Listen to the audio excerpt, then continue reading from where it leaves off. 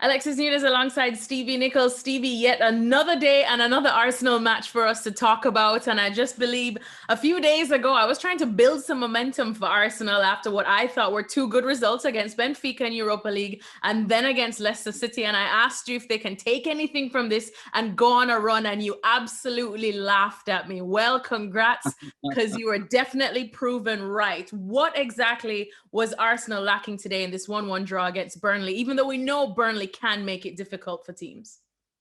The only thing that was lacking was the finish at the end.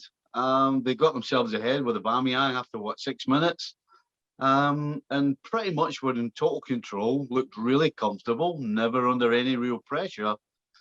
And then just a horrible goal. Try to play out the back. Xhaka hits Chris Wood, who knows nothing about it, with a pass, and it goes in the back of the net.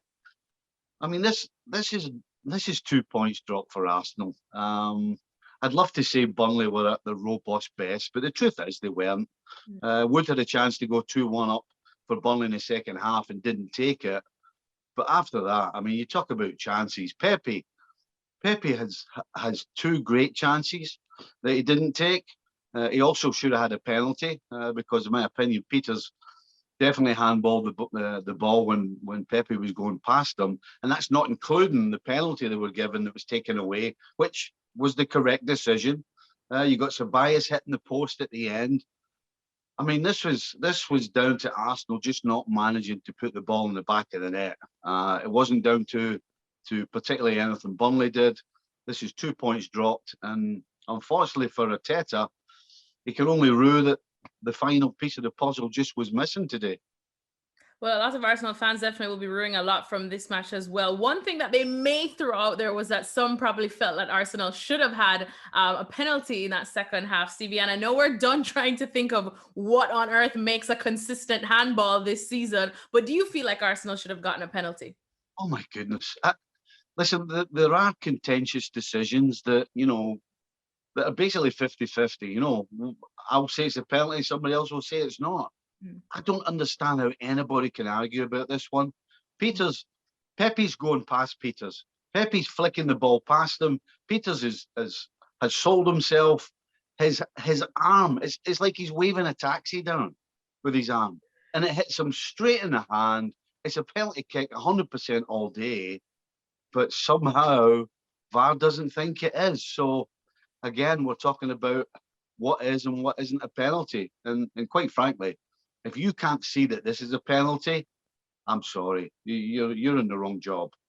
Well, we'll definitely have to see when the new rule changes, I suppose, come in the summer. Until then, we'll just continue playing the guessing games. In terms of Arsenal right now, a result like this for the rest of the season, putting Europa League aside, is this kind of season done for them in terms of especially trying to get into that top four? I'll be honest, I didn't think they were going to make the top four anyway, but to do that, they have to start a run, and this would have been a great place to start it. Unfortunately, as I said, as much as they dominated the chances, particularly, they didn't get it done, and I would be absolutely shocked if they get close to the top four now. So yeah, all their eggs are in the Europa League basket, and I'm sure they'll be going for it. But if they're going to get this trophy, get this title, they're going to have to put the chances away, because you can't create the chances they did and not take them and expect to win games.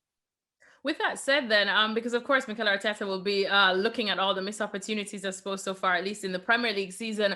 One of them is a lot of sloppy mistakes that have led to them conceding goals, as we saw today as well. But then another one too is, as you said, taking your chances in front of goal. Which one do you think has been the bigger Achilles heel for Arsenal this season? I would probably say taking chances when they've made them. Big times in big games, important chances. Defensively they've been okay. There've been games where they've been completely rock solid, and sometimes there've been games where you're scratching your head. But I think overall they've created a lot of chances during the season, which had they taken them would have sort of nullified, if you like, a lot of the daft goals that they've let in. So I would say that if they took more of the chances, then they certainly would have a lot more points than they have right now. Thanks so much for watching ESPN on YouTube. And for more sports highlights and analysis, be sure to download the ESPN app. And for premium content and live streaming, subscribe to ESPN Plus.